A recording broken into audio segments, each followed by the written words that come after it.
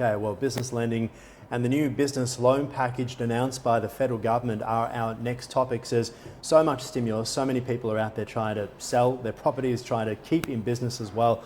Paul Stone joins us now from HomeSec Business Finance. How are you doing? Good, thank you. It's been a pretty tough time, but for a lot of people, it's just trying to get through.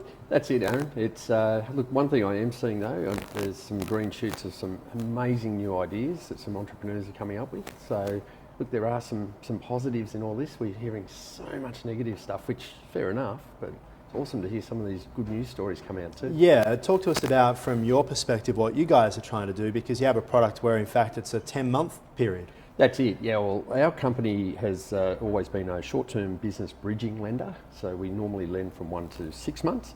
We decided 2 weeks ago that we'd extend that out to 1 to 10 months. So effectively what that means is businesses can borrow up to $2 million from us. It is secured against real estate, so it does depend on how much equity is available. But you can borrow up to $2 million and no repayments for up to 10 months, which is pretty awesome. And this is a difference we're seeing now compared to the global financial crisis, isn't it? Where financial institutions, banks, etc., are really freezing up and panicked. But right now, we've kind of seen that. We have the memory of that not so long ago. We remember what that did as businesses were trying to get back on their feet. It held them back, and that affected the banks and the banking lenders, etc. Now it seems to be just try and help, try and get as much money out there, and for corporations, businesses like yourself, trying to be good citizens. That's it. Very, very, very different to the global financial crisis. Back then, I mean, really the only thing that's similar is the word crisis, really. The banks are actually doing a pretty amazing job, and we hope that continues. We hope that they still are happy to lend, particularly for mortgages. That's really important to the economy. And that's right, because people still have that sense of, is the market about to crash? Do I need to get out of my property? Should I be buying at the moment? What are you seeing at the moment? We see property as a safe haven. We definitely do. And we urge people not to panic. The government have urged the banks, well, probably more than urged the banks, not to go foreclosing. And look, the banks have been great corporate citizens during this period. So there won't be that high risk of foreclosure if you don't make your mortgage repayments. And I think there's about a 6-month grace by the sound of it for what's coming out of Treasury. So if you have lost your job, unable to, or your business is struggling, unable to keep those mortgage repayments up, don't panic and don't hit the sell button. It's an interesting one, isn't it? We're talking about how the government's putting a lot of expectation onto the banks, and they have a really strong point there as well. But in the UK, you see the British government actually paying people 80% of their salary so they can get through, taking more of a proactive response as opposed to asking the banks to be nice. What would you like to see? Look, I think the Australian government, the Morrison government, have got this right in their approach. The problem with the UK approach is the massive hangover that will be left at the end of this.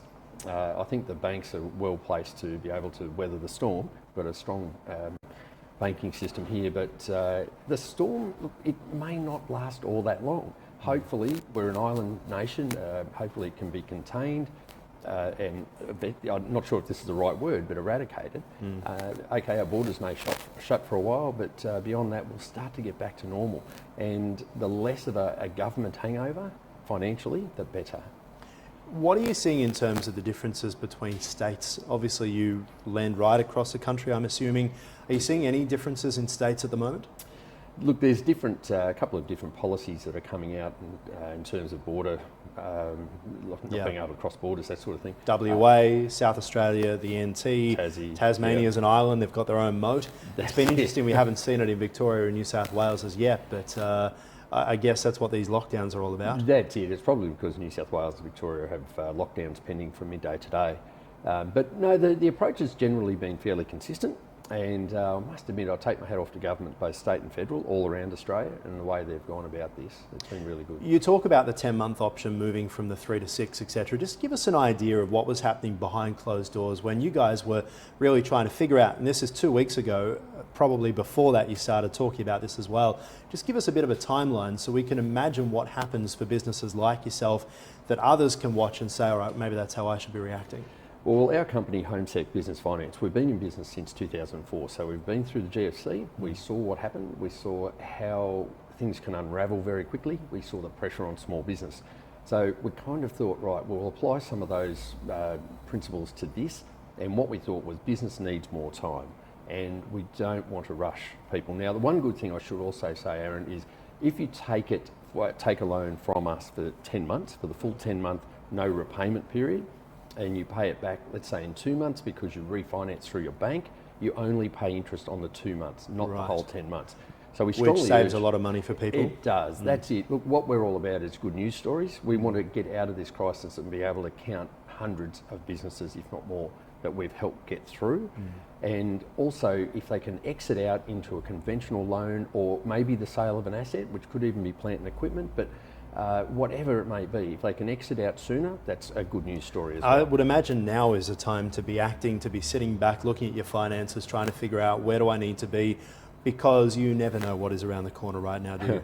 That's so true. It just changes from, we thought we had it all nailed down on Friday, then it's changed on Saturday, it changed again Sunday, and it's changed again there was today. a text message that was doing the rounds on Tuesday saying essentially what has happened, but the health minister came out Tuesday night and said, no, just ignore that, it's not going to happen, and yet the advice is changing so rapidly, the conditions are changing, we're all watching to see what's happening overseas. We're now starting to notice that younger people are being infected as well. It's not just an over 85s as it was originally touted to be, or just the flu. It's turned out it's pneumonia. We are all kind of in this together, and the banks are on board. We're definitely in it together, and like I said at the outset, there's some really good news stories coming out of it as well, where companies are adapting. They wouldn't have adapted had this crisis not have come along. So hats off to all those entrepreneurs out there in small business that are not just going to lay down and die on this, they're going to find a way through. Our company's there to back business as much as we possibly can, and so are the banks. So the money, I suppose, that would be used, it's really just to help pay wages, to help pay rent, to help keep all those things going that need to be done, because this is almost, in a sense, businesses will come out of this as a going concern. Some businesses will thrive, some businesses were in so much trouble, or their market, they just weren't in the right place that nothing can probably help them. But you guys can help some. That's it, and by not having to make repayments for up to 10 months, they can, look, there'll be some businesses, I know this sounds really strange, but there'll be some businesses that will close down for say 3 months. Now, our funding will give them the ability to do that, pay their creditors, and have look money after in the staff, bank. keep their staff going so that they don't leave, because one of the problems with obviously reducing your capacity, if you're a restaurant that goes to a takeaway only model, you don't need all your waiters there, but if you have great staff, as we know it's hard to find, you want to keep that relationship up, and nothing speaks louder than money. Well, that's it. Good staff are an asset to a business, and you don't want to lose those assets. So what we'd like to see in those businesses that, let's say, may close for 3 months, when they fire back up again, they can fire back up almost business as usual. It's far better than crashing and not being able to restart again. Paul, appreciate your time. My pleasure. Thanks, Aaron.